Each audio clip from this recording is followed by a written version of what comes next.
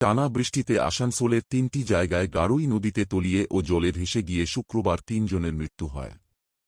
শনিবার ৩ জনের বাড়িতে গিয়ে মৃতদেহে মালা দিয়ে শ্রদ্ধা জানান রাজ্যের শ্রম ও আইন মন্ত্রী মলয় ঘটক।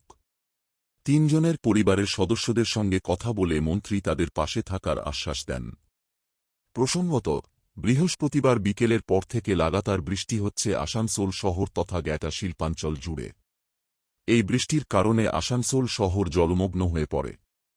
গারুই নদীর জলস্তর বেড়ে যাওয়ায় রেলপার সহ বহু জায়গা জলমগ্ন হয়ে পড়ে। এর মধ্যেই শুক্রবার সন্ধ্যায় আসানসোল দক্ষিণ থানা এলাকার কল্যাণপুর হাউজিং এলাকার ব্রিজ দিয়ে গাড়ি নিয়ে যাওয়ার সময় সুগম পার্কের বাসিন্দা চঞ্চল বিশ্বাস ৫ গারুই নদীতে তলিয়ে যান। শনিবার সকালে এনডিআরএফের একটি টিম কল্যাণপুর ব্রিজ থেকে কিছুটা দূরে তার গাড়ি দেখতে পায় ও সেখান থেকে তার মৃতদেহ উদ্ধার করা হয়। এদিন দুপুরে ময়নাতদন্তের পরে পরিবার তার মৃতদেহ সুগম পার্কে বাসভবনে নিয়ে আসে।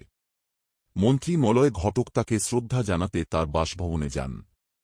উপস্থিত ছিলেন আসানসোল পুর নিগমের বড় চেয়ারম্যান অনিমেষ দাস, কাউন্সিলর শ্রাবণী মণ্ডল প্রমুখ।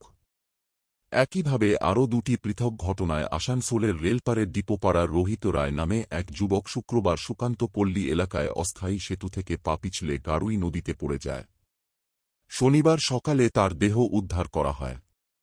অন্যদিকে আসানসোলের রাহালেনের গৌরাঙ্গ রায় শুক্রবার কালীপাহাড়ি কলিয়ারি থেকে কাজ শেষে মোটরবাইকে বাড়ি ফেরার পথে কালীপাহাড়ি রেল ব্রিজে জলের তোড়ে ভেসে যান।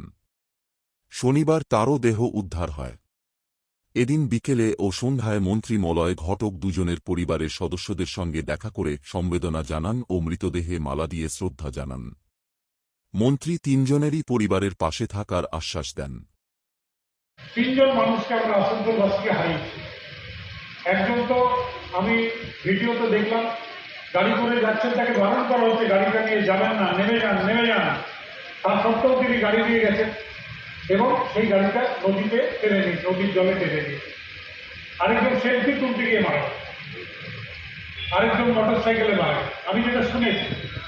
তো এই ধরনের প্রবণতাটাও আমাদের সচেতনতা বাড়াতে হয়, যাতে ভবিষ্যতে আমরা মানুষকে বোঝাতে পারি যে বিপজ্জনক জায়গাতে যাতে আমরা সাবধানতা অবলম্বন করি, এটা আমাদের দেখতে হবে।